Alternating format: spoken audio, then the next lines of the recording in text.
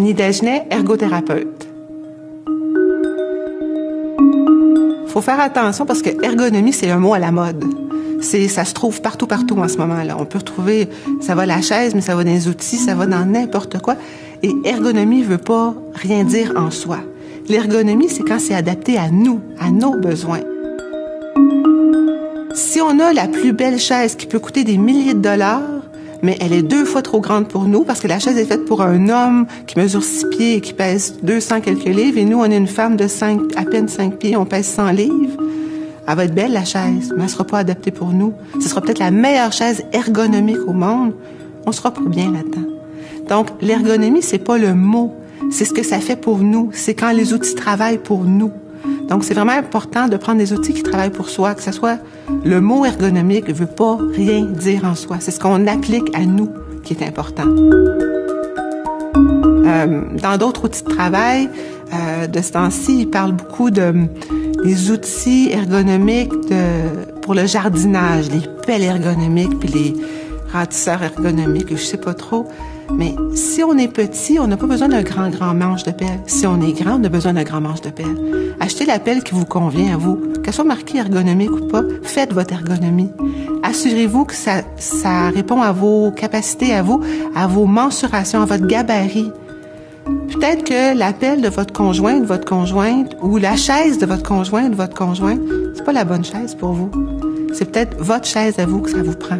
Même chose avec les sacs de travail, les sacs à dos. Il y a des sacs à dos qui sont faits beaucoup plus longs, beaucoup plus courts, des porte-documents qui sont grands, qui sont petits. Adaptez les formats à ce que vous avez besoin. Si vous êtes une personne de petit gabarit, prenez pas un sac à dos qui serait fait pour aller monter le mont Everest. Prenez un sac à dos qui vous convient. Sinon, achetez un sac à roulettes. C'est beaucoup plus facile de traîner quelque chose que de l'avoir le poids sur ses épaules.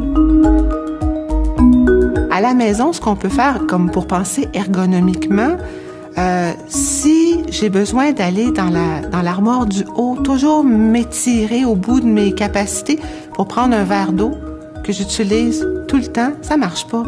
Mon verre d'eau pourrait être sur la première tablette. Si j'ai pas besoin d'utiliser 12 assiettes, peut-être qu'on peut prendre des assiettes et les descendre sur la tablette aussi du bas. Pensez que le chaudron qu'on utilise le plus souvent, ça devrait pas être celui qui est dans le plus au fond au fin fond de l'armoire. Peut-être le mettre le plus proche possible. Les documents, le dictionnaire qu'on utilise 100 fois par jour devrait pas être sur une tablette où on doit s'étirer pour aller le chercher. Gardez-le proche de vous. C'est des petits trucs comme ça qui font que la dépense d'énergie est beaucoup moins grande au bout de la journée.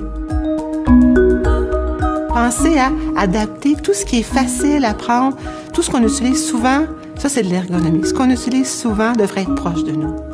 Ça, c'est de l'ergonomie. C'est pas besoin d'être ergonome, c'est de faire de son environnement de travail, de faire dans son environnement domestique le sien pour adapter à nos besoins à nous.